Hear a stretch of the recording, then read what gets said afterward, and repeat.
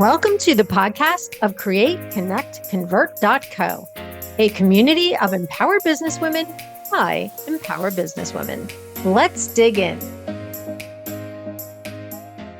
Welcome back to the CreateConnectConvert.co podcast. We are a community for empowered women by empowered women, and we're here to dive into another exciting topic all about business and provide you with the answers you need to help you to be your best entrepreneurial self. Before we dive in, I want to turn things over to my brilliant co-hosts and have them introduce themselves to you. So let's kick things off with you, Laura Templeton. Me again.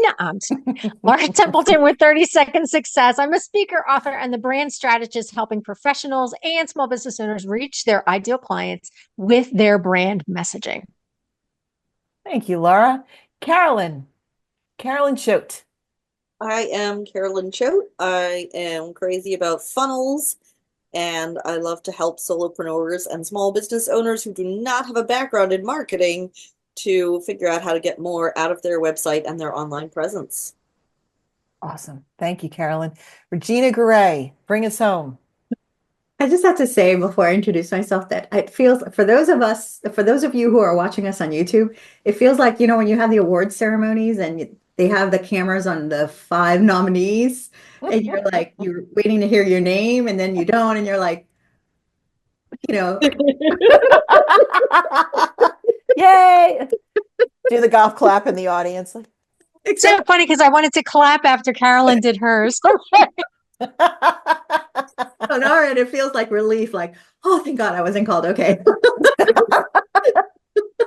So, alrighty then. My name is Regina Garay. I am a digital marketing manager and educator. I help you either manage your marketing outright or teach you how to manage it on your own.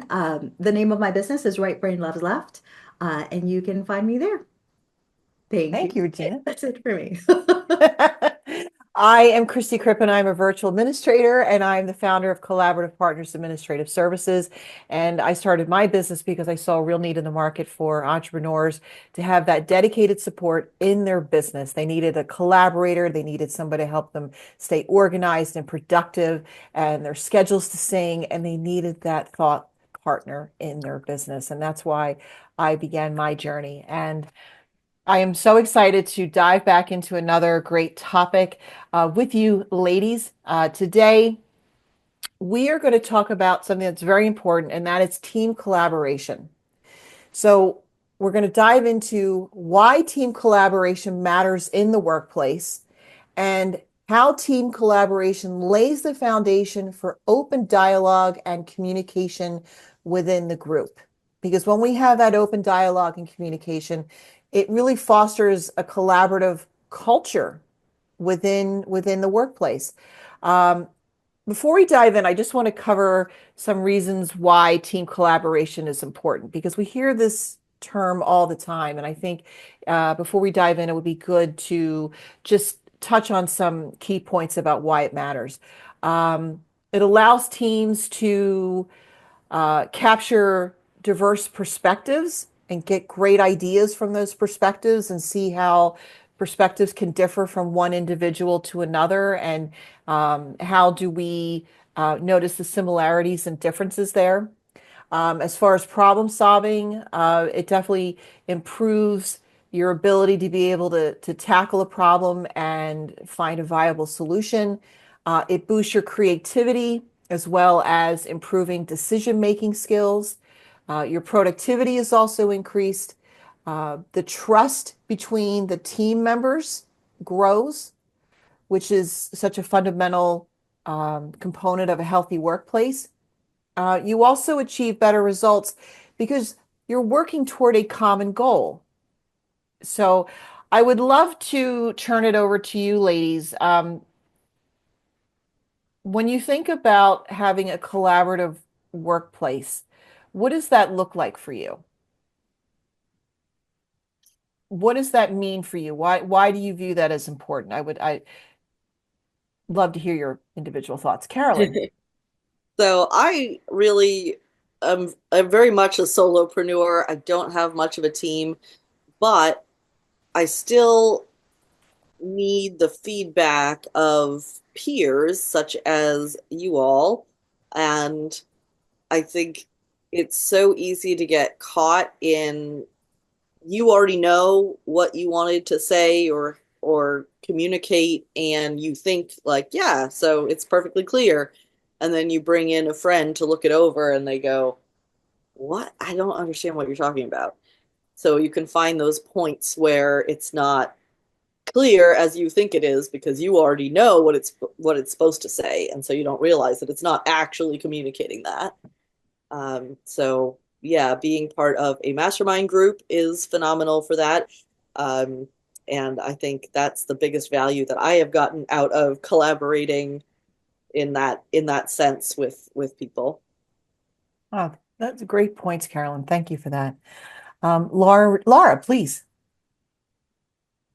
I think the biggest thing around collaboration, especially as small business owners, a lot of times we don't see our network as part of our collaborative team, right? But when you embrace other business owners and their ideas, and you have a core group of business owners that you are able to bounce ideas off of, it's very supportive and very um, it's like it makes an impact in your business, right? Because you can get the feedback that you need. It's also like I hire contractors. Like I have a website developer, I have a virtual assistant, I have other people in my life that have helped me.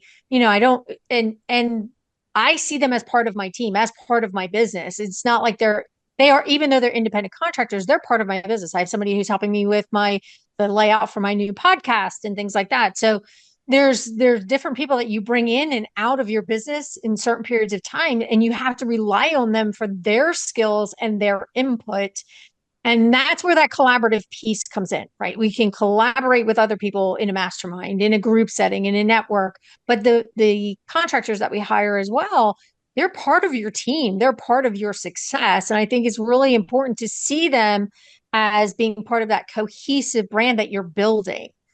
The other thing too is, I talk about it all the time in my book, Compassionate Leadership, because I do a lot of work with corporate. And that's one of the biggest things that I talk about is that the collaborations that you're building within your team and how they impact your daily decisions, they impact your success and your growth within the organization. So I think both sides of it, from the corporate aspect as well as the small business owners aspect, collaboration is key to building a successful business, no matter what direction you're going in.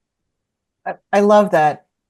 And I think it gives people whole new, an additional way to look at all of these contractors who they bring into their business, that they are there to support them in their business's growth and expansion. And there's something so beautiful about how you can have a conversation with someone and they say just one thing, and it can change the trajectory of the project you're on. It could change the trajectory of your business in an instant. And I find something so exciting about that. So great points, Laura. Regina, I would love to hear your thoughts too. I am like Carolyn, I'm a small business owner, I'm my own team, but I'm also with Laura that I hire people specifically for niches and work and expertise that I need to have in order to help my clients. So for me, they are my team members.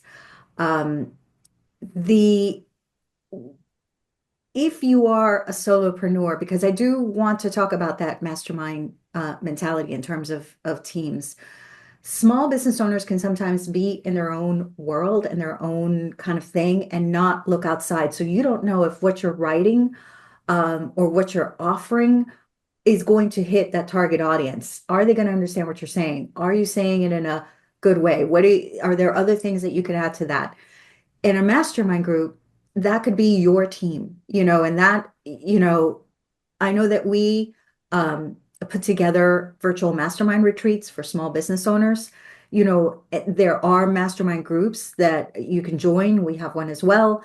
And so all of this works because you go together with small business owners and you're like, hey, and it could be anything. It could be, I need help with bookkeeping. I don't know how to term this. Somebody can say, you need to look at this or look at that for your budget. Another person can help with I don't know how to automate this. Do you have any software that could? This is how do I market this? What are the words that I use? How do I use AI? How can I get AI to tell me how to work with this? So so for me, that type of collaboration is incredibly, it's a must for a small business owner to have that sounding board with others. So even if you think you don't have a team, if you're a solopreneur, you can have a team of non-competing small businesses that still will help you grow and expand. I love that. It's so true because our listeners are such a wide-ranging group of people in that we have, the solopreneurs, the entrepreneurs, but then we have entrepreneurs who have a team. I'm sure we have people who are employed at a small business or in the corporate world. And so it's interesting how people will listen to our podcast episodes and take away fundamentals, take away tips, and then they can apply it to their own situation, whatever their situation is. And yeah, I think for a lot of entrepreneurs, you think, well, I'm a band of one. Who am I collaborating with? So I think that with this discussion, we're really opening people's eyes to say, it's so much more than you, and there's so much more than you out there. And what I would love to move into next, as far as our discussion, we've talked before about well-structured systems and how they are vital to a business. I would love to talk about apply that to this discussion. So in other words, how do well-structured systems establish the groundwork to create clear communication channels within your workforce? And I'm saying workforce, of course, in the sense that if you are part of a workforce, but we can also tailor the discussion certainly to if someone is a small business owner and they're a team of one. So Regina, you gave some really great examples of questions that you can be thinking about within yourself, questions that you can ask other people when you're bringing people into your business. And so what are your ladies' thoughts about that in terms of when you think about those collaborative systems those processes that you said? Yeah, those well-structured systems. I think of it like onboarding, a client, or a customer. You're onboarding a member of your team. And so, the process is, how are you going to communicate? Do you have Dropbox? Do you have Google Drive? What's your preferred way to share files, images, visual assets? Where's your digital media library? All that. The second is, sharing, is that team member going to share, projects with you? I use Asana for that. There's other software platforms, but you can, basically put out tasks and your team members pull it up and everybody knows, everybody's on the page, everybody can speak with each other. There's also Slack, which many team members use, where you can, just easily communicate with each other without, putting bulk to your email system. So there's a lot of different ways that you would onboard this team member or this collaborator. I know that, all of us, when we have a lot of moving parts to this podcast and to the work that we do. And so we use a lot of these to help guide ourselves and answer questions. And we also have a group text. So, for me, it's considering the systems as onboarding. I love that. Yeah. There's a lot to take into consideration too, especially when you're working with people that are subcontractors and they may not be located here in the United States. So one of my contractors actually is in Canada. So we had to have the conversation around, okay, what's the best way for us to communicate? What's the simplest? And it's like, I said to him, don't email me because it's going to get lost in my email. You guys know what I'm like with email, right? Because even though Regina has tried to teach me how to have an email system, it just gets overwhelming for me. And so I said to him, the easiest way to communicate it is either we set up a WhatsApp or we use LinkedIn, and that's how we, that's how we communicate. So I see things from LinkedIn pop up where I get notifications from LinkedIn, and I'm like, oh, okay, I can, as soon as he sends me something, I see it immediately and I go and look at it. So there's not a delay in me having, I have it set up that I only look at my email, in the afternoon and in the evening. I don't look at it first thing in the morning. Well, if he needs to hear from me in the morning because he's been working all night, he's one of those people. He's kind of like you, Regina. He like works late and sleeps in. Yeah. Yeah. So there's that. But you're absolutely right. Knowing how your collaborative partners like to communicate is key and instrumental in being able to respond in a very efficient way and in a timely manner. And I think that's one of the biggest things that we've been able to. So even where people are located, because let's face it, we can have global partners now, right? We can have global collaborations with people that around the world that we can work with, and you need to know what's the best way to communicate with them, right? In order, and also setting parameters around timelines. When do you need being able to effectively communicate with somebody when you need something done and accomplished is really important, because if things start to drag out, you start to feel like, why are they not getting it done? Well, it's on me to tell them I need this by this time. And if I haven't done that, it's like they just think they have all the time in the world. It's like, oh, right. But if it's on me to make sure that I set the timeline, and if the timeline's not met, to follow up and say, hey, I need this. Where is it? Right? You have to take some responsibility in setting those timelines as well. So managing your calendar comes into play, and giving, do you give them access to your calendar? Do you not give them access to your calendar? Again, how are you communicating all of that? Those are great points, Laura, because I know that WhatsApp is so big outside of the United States. There's a lot of countries that's their go-to. Uh, and I have to say I do enjoy using it. So yes, what is your preferred method of communication? And I think that when you are looking to bring somebody on as an independent contractor, you have to have that discussion around the timeliness of things. You have to really get that sense of, is this person responsive? And if you are someone who is in a workplace, and again, it's about setting the expectations and setting the deadlines, and leaving yourself enough time so that if there is anything unforeseen that, like here's say the due date is the first of the month, that do you maybe need an extra few days or even a week before the first of the month to account for any last minute updates that need to be made, or whatever it could be. So I think that's huge too. Carolyn, you're such a strategic partner for your clients in the work that you do with sales funnel creation and helping people to map out their whole sales funnel process. What are your thoughts on well-structured systems and collaboration? Well, the first thing that comes to mind as soon as I hear this topic is standard operating procedures, SOPs, and how important it is to have everything that you do systematized if you're going to be communicating with anyone at all on the back end. And I had kind of a good example of this.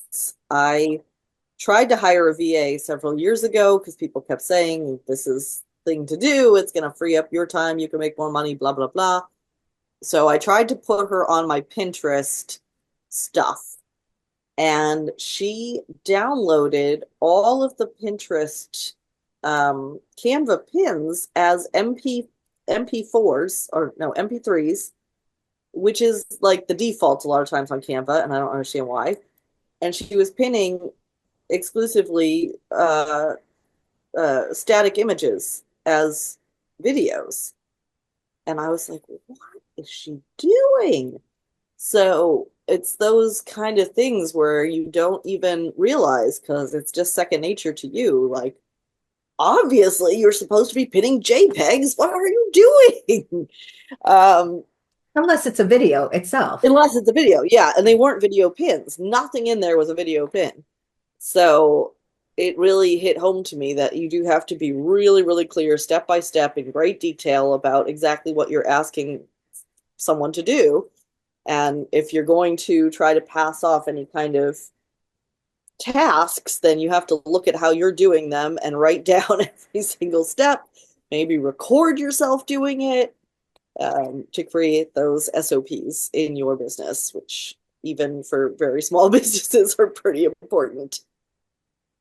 And you're really good at recording things like that. I love some of your recordings from YouTube where you do step by step. Here's the process, right? So I love the idea of recording how you do some of the things that you do so that you can then either transcribe it into an SOP and create an SOP or actually have the video like, okay, here's how I do this. Christy, I Yeah, think that you could and be I did part of that. that onboarding in Asana, like watch these videos and yeah. Yeah. Yeah, I think you and I did that one time, Christy. I recorded something and it was like a step by step, here's how I do this. So then you were able to jump in and help me out when I needed help. So yeah, I love that idea of recording the SOPs, right? I think that's a beautiful, beautiful suggestion. Thank you for that. I agree. I that helped me tremendously, Laura, when you and I sat down together and I watched you do it. I asked you questions in the moment, and then I had that recording as a blueprint for myself to follow as I learned the process on my own. So whenever I would go to do that task, I would open up that video and then, okay. And then I would measure my progress each time I did the task. So maybe I got through steps 1 through 4 without issue. And then I'm like, step 5. And then I would quick go to that portion of the recording and watch it again. And then, and then doing it again the next time, I would say, oh, I'm up to step 7 and I feel confident. So I think that that is huge. And we, we've been talking so much about the systems, and when we talk about the collaborative culture, one of the big components of that is open communication, where it's about encouraging that open and honest communication within teams, to help support that collaborative environment. So what do you ladies think about, that open and honest communication? How do you embrace that for yourselves? Regina. Well, first, I do want to touch upon that, but I did want to say, just concluding to the prior one, that you can also use AI platforms to help you put together SOPs, the standard operating procedures, the documents, all that stuff. Like there's platforms like Waybook, that can help you put it all together. So you can look at, and you can either ask ChatGPT itself to, suggest platforms. This is what I want to do. What platforms are there? Or you can Google it, whichever format you prefer. In terms of open communication, I do have a team member that comes in and helps me throughout the month. And I'm very open about, here are the hours that I expect. This is the work that I'd like. And just, basically, and he's very good. He takes like fish to water. I teach him something once and he goes off for it. But he and I talk mostly one-on-one, about that. So it's, for me, that's the best way to chat with somebody, and to have that communication. Just set those parameters and boundaries at the beginning, and to always be kind. And because sometimes we're so used to doing our work, and then somebody else comes in, they don't know your work, they don't know how you do it, they don't know how you like it done, they might need some time to come in. So you have to always remember to, be kind and be patient, and know that they're not going to get you have worked on you for years, in the way that you do things. So when you have that open communication, they should have that open communication with you as well, and be able to have that and that conversation with you, and be able to ask you questions, even if you're busy, and be open to that. So it goes both ways, is what I'm trying to say. That's a I great think point. that's a really great point. I think that's a really great point, Regina, because one of the things that you have to remember is it's got to go both ways, right? That's the biggest thing. And if you bring someone onto your team and they are not, they're doing work and it's not up to par and they're not asking questions, and even though you're encouraging them to ask questions and they continue to not ask questions, give yourself permission to let them go. I think there's a lot of people, a lot of small business owners, and I will tell you, there are a lot of successful women that I know that one of the biggest things that they will tell you is that they held on to employees, bad employees, for too long. Same thing with contractors. If you have a contractor that's just not a good fit, let them go. Right. So yes, you need to establish those ground rules from the beginning. I'm going to be very open with you. I need you to be open. Invite them to ask questions. Ask them a lot of questions about how they like to work, what they like to work on, what's their strength, what's their weakness. Understand what their weaknesses are so that you can help them in those areas to be more successful. If for some reason it is not working out, give yourself permission to let them go. Don't hold on to them for too long because it will hold you back. Just like a bad client will. We've had that conversation. Excellent points, Laura. And you have to Carolyn, be would you like to weigh in? clear, you have to be clear with expectations. One of the things that can get kind of tricky is if you're paying somebody hourly, how much you are expecting they can get accomplished in an hour. And I saw this happen when I met a really nice VA in the Philippines that I really believe in, and I think he learns things quickly. He works and go high level, and he was working for a client of mine, and I was like, can I offer his services to some of my other clients just because I think he could really help them and, share the love. So I recommended him to another client, and she ended up furious. And she came back to me and said he billed me for 6 hours to do this one thing on Canva that was like he misunderstood what was supposed to be done, and like all of these problems that he didn't have with other people.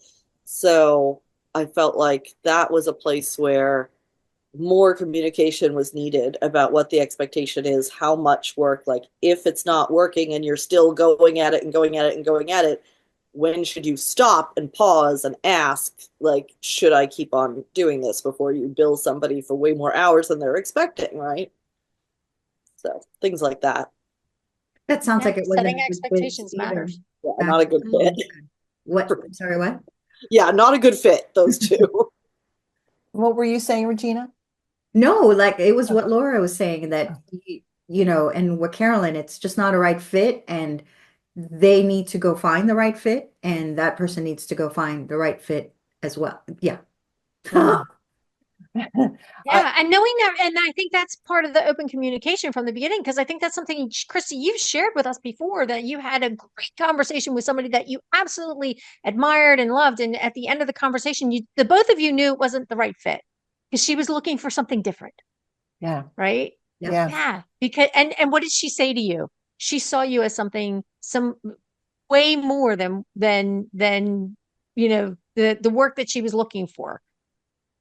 And she was so gracious and so kind about it. And I'm going to put this out there. I feel like this piece that we've entered into in this latter part of this episode, I feel like we could have an entire conversation just about this. So to our wonderful listeners, look for a future episode just about this topic where we will talk about how to, like, what are the things you need to listen for when you are bringing someone on board to add into your team. But also, if I'll say this quickly, for all of us, how many times have we had a discovery call with someone, and they say to us, yeah, you're the third person I'm interviewing for this, and I felt like, I don't know, the other people didn't get me, or I had somebody in place for this, and I felt like they did good work in the beginning, and then it just fell off, or I kept bumping up against these same problems over and over.